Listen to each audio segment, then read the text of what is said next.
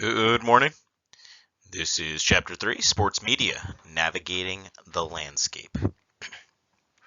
I think the key term here is navigating. It can be difficult of figuring out really what is what if you're trying to identify one entity as solely one aspect of sports media. And I think you'll see as you saw last chapter, right? We can operate in several capacities, right? Um, we started out as participants, like we said last chapter. Everyone at some point was a participant in sports, whether it was just physical education class or you moved through the ranks and played all the way up to college or professional sports. We were all at some point a participant. Oftentimes we've been involved in some sort of organization, again, whether it's a volunteer or some sort of paid position.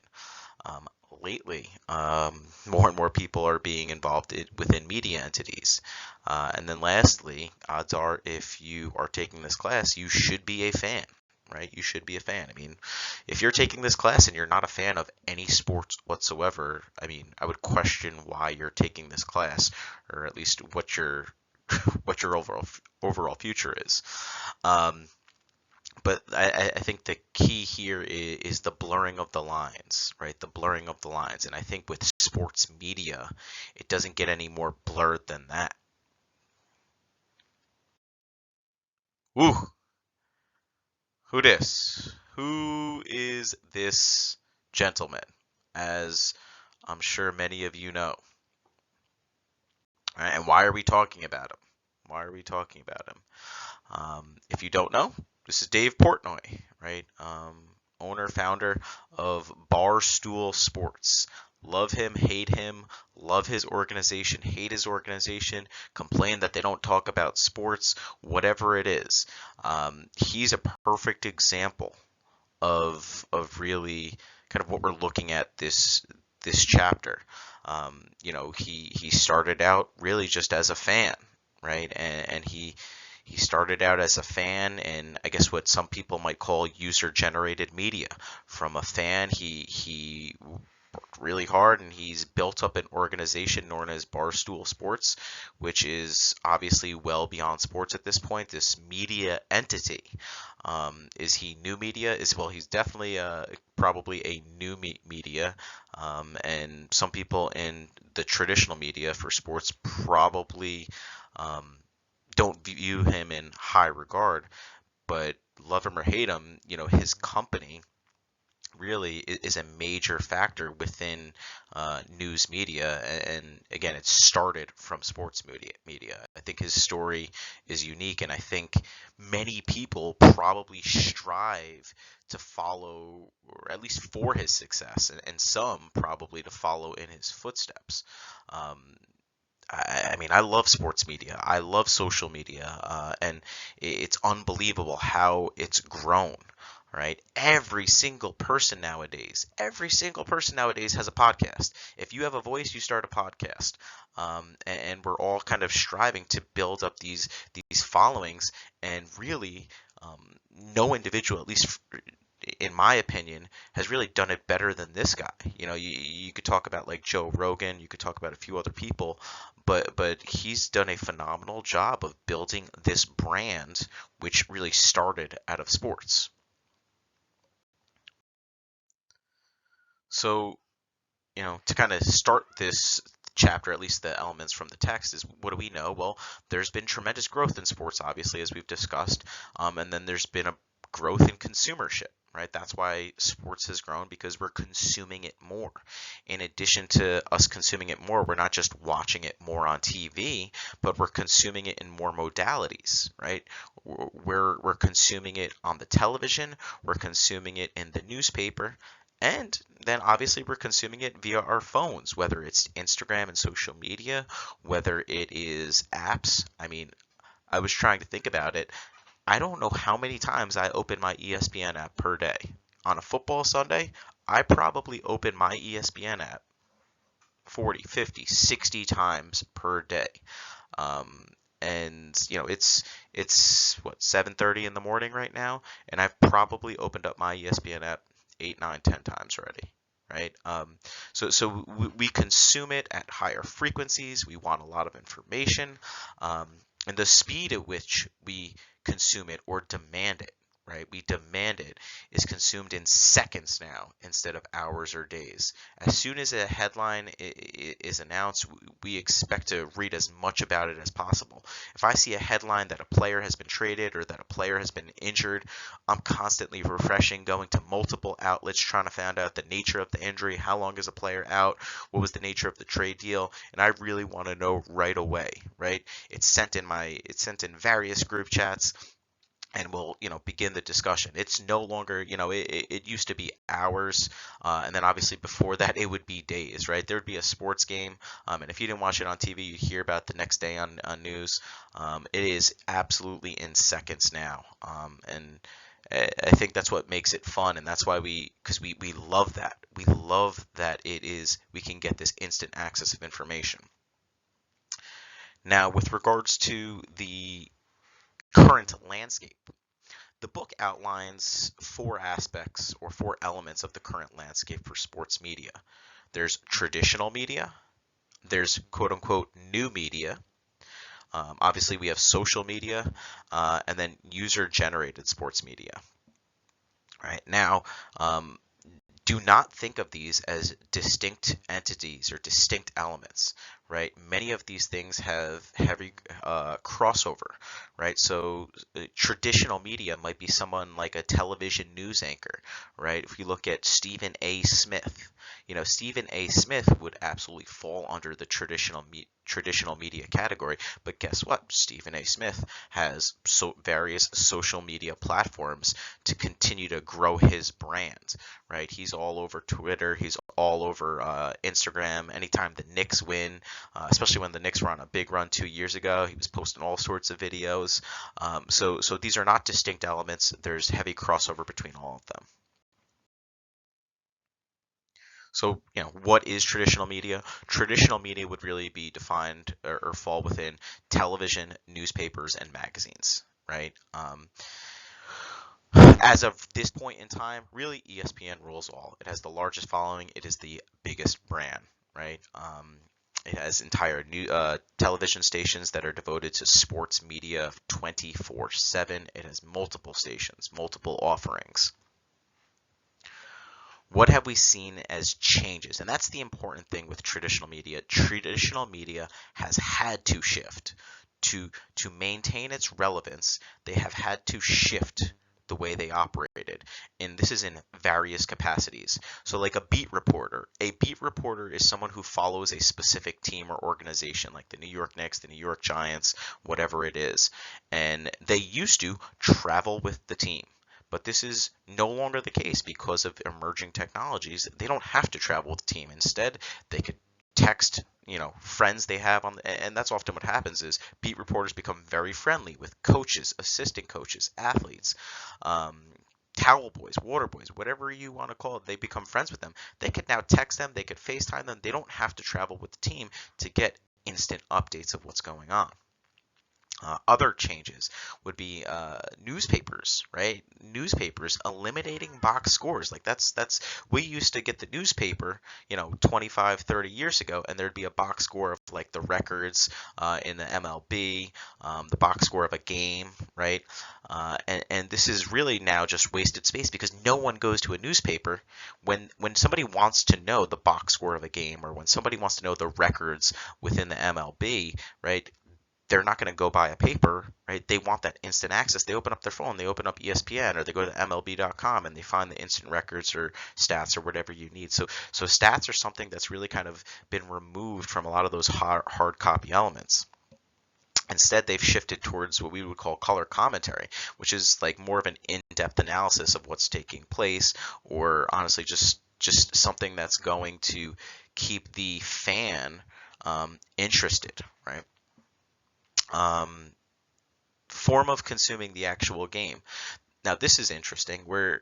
How do we consume the content, right? That really hasn't changed, right? The content of sports, and what I'm talking about is, an NFL game, an NBA game, an MLB game, right? That hasn't really changed as much as we would think, right? We still view sports live. That is still far and away the number one way we watch sports. And the other way we could view this is what the text calls a time-shifted manner. Think of shows like Stranger Things or shows like Game of Thrones, right? Nowadays, very few people really watch these in a live manner.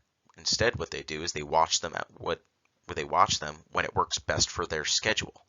Sports, on the other hand, is very, very different. We demand it live. Now, how many of you, if you miss a sporting event, are going to record it and then watch it later?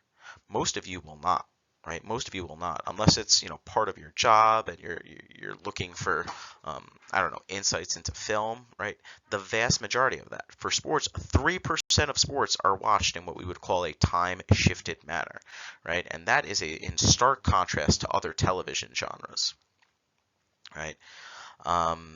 So let's move on to the next section here. New media. Ooh, we got Dave Portnoy back. So what would new media be, right? New media, for the most part, we're talking about like websites and maybe even podcasts would fall under the new media. These are the new people, right, that are producing content, right? And they're very different. They're very different, right? What is the difference between a Dave Portnoy and this guy on the right? Right? Do any of you know who the guy on the right is? I would say, I wish if this was a live class and I polled you guys, I would argue that more of you probably know Dave Portnoy than Bob Costas, who really is like a Hall of Famer when it comes to sports media.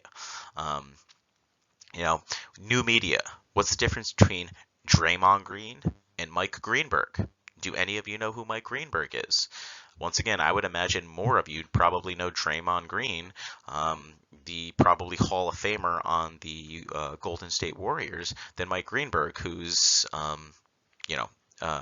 again, he was probably a Hall of Fame media presence, whether it was Mike and Mike or now he hosts Get Up in the Morning. So what's the difference between these guys? And you can argue that Bob Costas and Mike Greenberg have these formal educations on sports media communications versus someone like Dave Portnoy and Draymond Green, who one was a fan, right, and built his organization. The other was simply a player. Draymond Green, he's done such new and mostly innovative things with sports media that I think he's really interesting. What he did most recently during the Golden State Warriors' last NBA run, he was hosting his podcast show. So he has a podcast. He was hosting it. He hosted a conference right after the game, and I mean right after the game. Like that, I don't know if that's been done before in a championship event. He actually hosted a podcast like in his media briefing after the game, and it was getting a lot of attention. He was getting a tremendous amount of attention. People were talking about on the radio. He was getting bashed, saying, "Oh, why are you focusing on your podcast? You should be focusing on winning a championship." But it was something that was interesting, and I could tell you, it absolutely built his brand. Other new media outlets might be something like fantasy sports or sports gambling. Fantasy sports, I don't know when it started, somewhere in like the mid 90s, probably, maybe early 90s. Oh, man, the impact of fantasy sports has been tremendous. I myself, as you guys all know, am an incredible fantasy fan. It's really one way in which people consume sports, and people become very addicted to whether it's fantasy sports or sports gambling.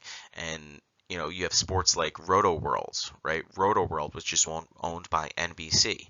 I probably have gone to Roto World's website, I don't know, 100, 200 times since the start of the fantasy football season, right? So that's another offshoot of sports that has really evolved over the last 30 years. Now, something that's evolved a lot over the last, I don't know, 5 to 10 years, right? Not even 10 years. I mean, we're here in, recording this in 2022. Sports betting just became legal in New York, last year? I think it was in 2021. And now, I mean, it's everywhere. You could see betting lines on ESPN's app, right? There's all sorts of websites, all sorts of companies, DraftKings, or FanDuel, where it's the access to gambling for on sports is immediate, right? And I think sports gambling is something that we're going to continue to see an evolution of over the next 5 to 10 years. Social media. So for social media, we're talking about Facebook, Instagram, Twitter, TikTok, Snapchat, maybe YouTube, and you'll see YouTube is sort of, I guess, multifaceted and it falls under multiple of these elements. But I just took a quote here, right? This is from your text, and it says, the social world is heightened because the potential for a possible one-on-one interaction between an athlete and a fan. And I thought this was unique. I thought it was interesting. I wonder how many of you guys comment on certain athletes' postings, whether it's Twitter or Instagram. How many of you guys comment when an athlete posts and add that comment because you think that there's some possible interaction between you and that personality or athlete? I think that's interesting because I don't, I consume it for other reasons, but I was wondering what your thoughts are on that. But another interesting point here is that traditional media must use social media. Okay, so our people, our sportscasters or broadcasters that kind of grew up and were traditionally trained, in the 90s and early 2000s, they didn't have social media, right? When was Facebook created? Something around 2004, 2005, something like that, give or take. They didn't have them. Facebook didn't really explode until 2006, 2008, 2010, and then Instagram shortly after. Right? They weren't classically trained in these outlets, and now it is an absolute must. If you are to be relevant, if you are to grow your brand, you must have multiple platforms to show your voice, right? Now, which platform should you have? Well, I mean, it really depends on a few things. It depends on your audience, and it really depends on your intention for what you're trying to express. So, just a few quick things that I put up here, and my general thoughts are, so YouTube is a long form of expression. We put out YouTube videos on the absolute shortest of ends. They're 5 minutes, but plenty of people have YouTube videos that are 20, 40, 60 minutes long, right? So if you're looking for long form content, right, YouTube is probably what you're going to either go to or use. Twitter is absolutely short form content, right? I forget what characters we're limited to, but Twitter is the shortest of form. I think Instagram tends to be more of this artistic expression, right? If you go to someone like Kyrie Irving, right? Look at Kyrie Irving and the posts he makes on Instagram. And then, captions or not, usually I think Instagram is a little bit more of that artistic expression of what you're looking to get across. And again, these are a little bit more about my opinion, but you can see there are definitely some differences between these different platforms. I had to throw in an extra slide for social media. I think it's particularly interesting. Social media spills into our traditional media. Okay, so again, if we think of traditional media as TV, or you could even think of traditional media as radio, which I didn't mention, it spills into our traditional because social media is what people are talking about, and then inevitably they want to hear these broadcasters speak about and get their opinions. I put a few examples here, but the Kevin Durant burner account saga, right? You can see the picture of it, and if those of you that don't know it or don't remember it, essentially there was some account was talking about Kevin Durant, right? I think it was the Cole Cashwell account, and then someone attacked Kevin Durant. And then, as you could see here, Kevin Durant responded. He didn't like the organization or playing for Billy Donovan, which was his coach at the time. His roster wasn't that good. It was just him and Russ. So he responded as Kevin Durant when he meant to use his burner account, right? And if you want to read more about it, I put the link for you guys. But this exploded. This absolutely exploded, and this was talked about everywhere possible, right? And it's not the only instance. Kevin Durant is really kind of the social media king, and that he's got all sorts of things going on. He's got various Twitter beefs, right? He had a Twitter beef with Kendrick Perkins. This is a quote from Kendrick Perkins on Twitter. "Boy, stop. You did the weakest move in NBA history." I'm not even going to read the whole quote, but this was something that, again, was also on sports radio. I listen to ESPN radio every morning on my way into work, and then on my way home. This was talked about for weeks, right? So that's just another example of how these can spill into traditional media. Another thing, right? Athletes unfollowing teams. That's a new thing, and I think a lot of our traditional media, or just kind of old heads, don't get it. Just it seems so passive aggressive. Um, so if an athlete, typically when this happens is if an athlete's unhappy with his organization, or if an athlete is unhappy with, I don't know, their contract negotiations, what they'll start to do is they'll start to unfollow their teams on social media. So, like, I think this happened with Kyler Murray most recently. Kyler Murray's the NFL quarterback for the Arizona Cardinals. He unfollowed the Cardinals on social media, and everyone went crazy. What does it mean? Why is he doing this? And again, it's passive aggressive. If you're unhappy with your organization, why don't you come out and simply just say it? Um, and I tend to agree with the old heads, so maybe that I am an old head. I don't know. And I also think, like, why are negotiations being put out into the public? But again, that's a different story. But you can see social media has massive implications for traditional media. User-generated media. Again, I like this chapter. User-generated media. So that's why I said YouTube can fall within multiple elements or subcomponents of sports media, right? This is really the big difference between user-generated media overall, I would say, is the long-form content. YouTube, Twitch, these are really long-form content, user-generated media. And yeah, like I said, YouTube, you're going to have much greater exposure than something like Twitter, right? In addition, you have a lot of content put out by the average Joe. I mean, that's what this is about. User generated. It's put out by the average Joe. So, like, another example, which is not long form content, are memes, right? So I put up in this slide, you see the Michael Jordan meme, right? The Michael Jordan crying. I honestly don't even remember where he was, what he was crying at in this meme, but it really took the whole world by storm for many years. And this is just another example of how sports can pervade, like, multiple different, it's not just sports, it goes into pop culture, politics, whatever it is. In the bottom you have the face of crying Jordan on Ronda Rousey when she was knocked out, but on the bottom right you've got crying Jordan over photoshopped over Donald Trump, right? So, like, it moves into politics. It's not just in sports. All right, so your assignment.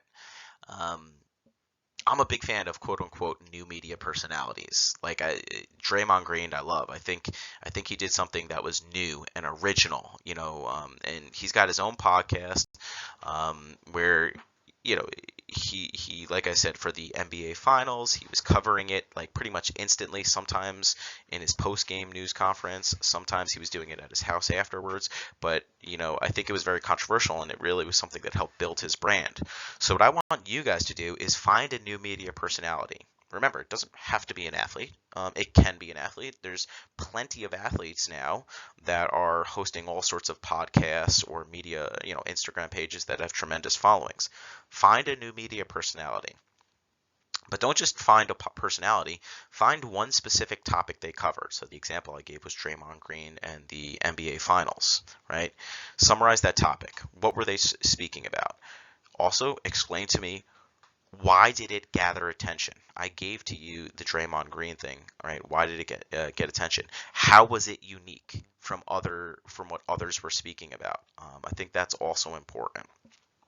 All right. So, you can do this this is going to be something where I want you to submit it on the the discussion board, I want you to submit a link that everyone can have access to, right? So make sure there's a link to whether it's a YouTube video, an Instagram posting, whether it's a podcast. Make sure you submit a link that everyone can have access to. And then just write up. This should probably be done in, at minimum, 1, upwards of 2 to 3 paragraphs. We don't need much more than 2 to 3 paragraphs on discussion board posts, right? I think the next thing I want you to address is what might the future look like for sports media, all right? And really think about the fans as the key stakeholders and what we want to consume in our ever shortening attention spans. All right. There's an interview with Mark Cuban where he addresses one potential future. We talk a little bit about fantasy sports. We talk a little bit about sports gambling. Like think how sports media may be different in the future. You know, whether it's 2 years from now, whether it's 10 years from now. Think about current trends, right? I don't want to give too much. I really want you guys to just give honest responses, especially for the second one. There's no right or wrong here. I want to get your opinions. All right, that's it for this week. Hope you guys enjoy this assignment.